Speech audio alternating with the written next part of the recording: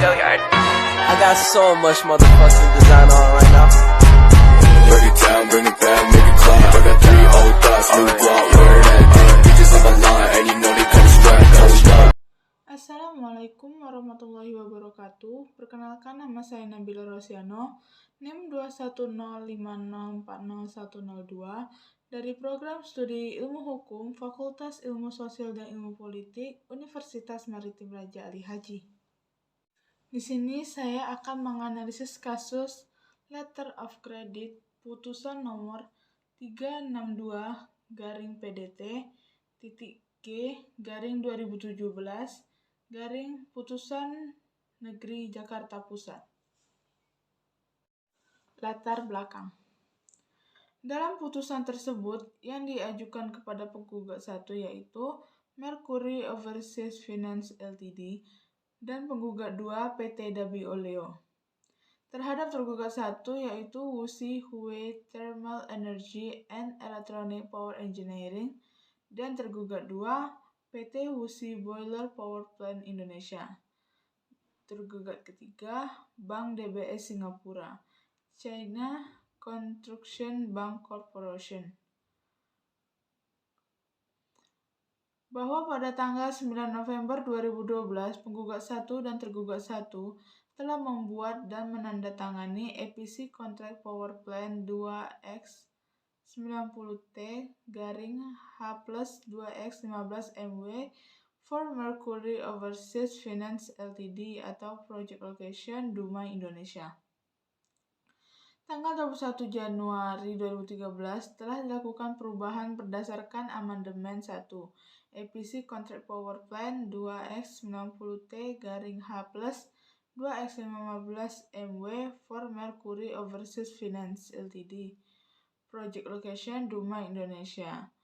Contract number HMW 12/001 tertanggal 21 Januari 2013.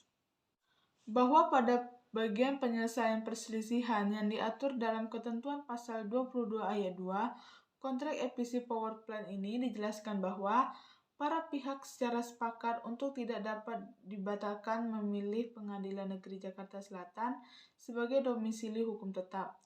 Dan setiap perselisihan yang timbul dari atau yang berkaitan dengan kontrak ini termasuk setiap pertanyaan mengenai keberadaan, keabsahan atau pengakhirannya yang tidak dapat diselesaikan secara baik-baik, harus diselesaikan di hadapan Pengadilan Negeri Jakarta Pusat. Bahwa untuk memenuhi kewajiban sebagaimana yang terdapat dalam ketentuan pasal 2 ayat 2 Annex A Contract of Equipment Supply dalam bagian ketentuan-ketentuan pembayaran yang menyatakan uang muka 30% dari 184.099.000 yen atau senilai dengan pada waktu kurs tersebut harus dibayarkan melalui transfer dalam waktu 14 hari kalender sejak tanggal penerimaan tagihan dari pemasok. Maka pada tanggal 21 Januari 2013, penggugat 1 melakukan pembayaran down payment atau DP sebesar 30% dari nilai Contract of Equipment Supply yaitu sebesar $8.878.944.75 Amerika Serikat. Pada tanggal 10 Juni 2013, penggugat 1 telah mengajukan permohonan penerbitan surat kredit sebesar $8.938.290.98 Amerika Serikat pada Bank DBS Singapura. Bahwa penerbitan surat kredit resmi oleh tergugat 3 telah sesuai dengan persyaratan yang diatur dalam pasal 2 ayat 2 Annex A Contract of Equipment Supply dalam bagian ketentuan-ketentuan pembayaran yang menyatakan surat kredit harus diterbitkan oleh Bank Singapura dan pemasok harus menjadi beneficiary. Bahwa sebagaimana yang telah penggugat 1 uraikan sebelumnya di atas, maka untuk memenuhi kewajiban sebagaimana yang telah diatur dalam poin 2 ayat 2 Annex A Contract of Equipment Supply, maka tergugat 1 telah mengajukan permohonan penerbitan performance guarantee untuk penggugat 1 pada tergugat 4 dengan nomor 32108020000093 pada tanggal 21 Januari 2013, yaitu sebesar 55.229.700 yen atau setara dengan 8.878.944,75 dolar Amerika Serikat. Dalam implementasi Contract of Equipment Supply, penggugat 1 mempunyai bukti bahwa tergugat 1 telah mengirimkan barang atau peralatan yang dengan nilai yang tidak sesuai dengan nilai kesepakatan yang telah disepakati bersama dan secara sepihak telah melakukan perubahan nilai detail Contract of Equipment Supply. Dan karenanya, pada tanggal 4 Desember 2013, penggugat 1 telah melakukan klaim atas performance guarantee tersebut kepada tergugat 4 melalui tergugat 3 sebagai bank korespondensi. Kenyataannya, klaim performance guarantee yang disampaikan oleh penggugat 1 kepada tergugat 4 tidak dapat ditindaklanjuti dikarenakan adanya keterlambatan ditelusuri lebih jauh. Penggugat 1 mengetahui keterlambatan pengiriman dokumen performance guarantee tersebut kepada tergugat 4 disebabkan karena adanya kesalahan tercantum kode pos oleh tergugat 3 pada alamat pengirim surat, yang mana kode pos tergugat 4 seharusnya 214, namun oleh tergugat 3 secara lalai dituliskan pengiriman dokumen yang dilakukan oleh tergugat 3 kepada tergugat 4.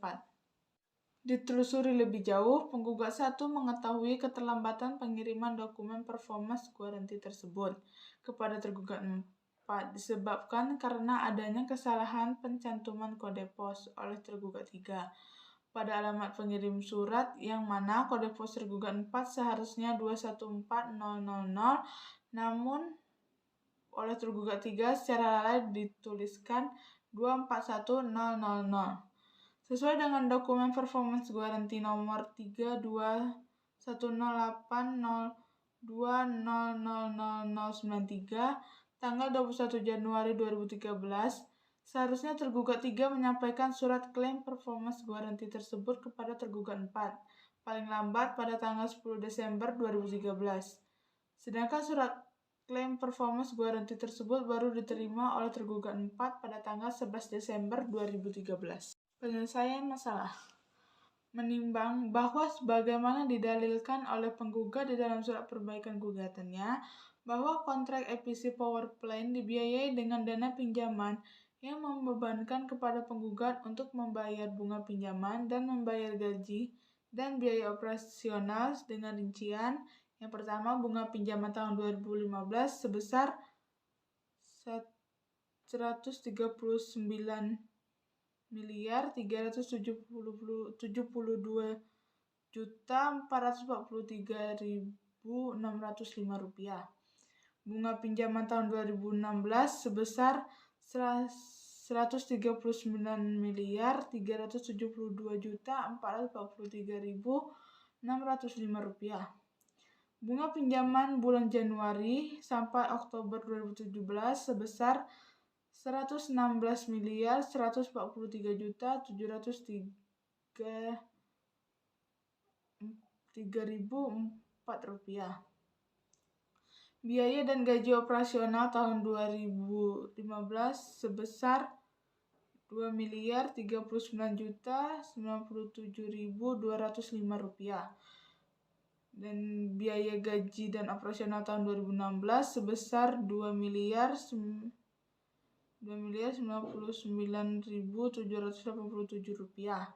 Biaya gaji dan operasional bulan Januari sampai dengan Agustus 2017 sebesar 6.351.757.279 rupiah dengan jumlah 405.280.435.485 rupiah atau setara $34.534.900 atau setara 234.099.000 yen. Karena dalil gugatan penggugat yang menyatakan bahwa tergugat 1 dan tergugat 2 telah melakukan perbuatan melawan hukum kepada para penggugat tidak dapat dibuktikan dan dinyatakan ditolak, maka tuntutan pembayaran ganti rugi kepada tergugat 1 dan tergugat 2 tersebut adalah tidak berdasar, maka haruslah dinyatakan ditolak. Karena tidak semua petitum gugatan para penggugat dapat dikabulkan, maka majelis hakim menyatakan mengabulkan gugatan para penggugat untuk sebagian dan menolak untuk selain dan selebihnya, mengikat dan memperhatikan Undang-Undang Nomor 49 Tahun 2008 tentang Kekuasaan Kehakiman, HR, KUH Perdata, serta ketentuan-ketentuan lain yang bersangkutan. Sekian dari saya. Jika ada salah saya mohon maaf. Assalamualaikum warahmatullahi wabarakatuh.